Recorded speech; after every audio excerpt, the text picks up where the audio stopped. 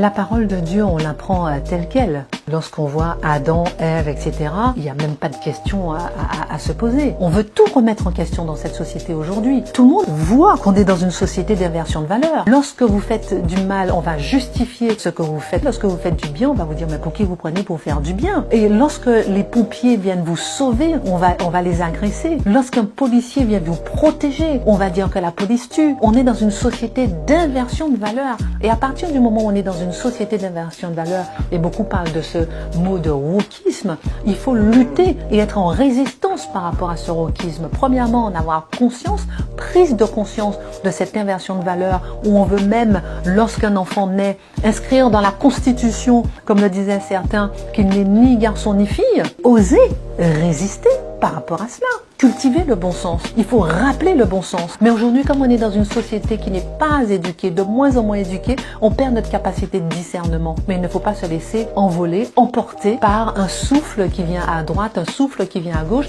et qui empêche d'avoir ses deux pieds bien ancrés dans la réalité du bon sens. Lorsque le ciel est bleu, il est bleu.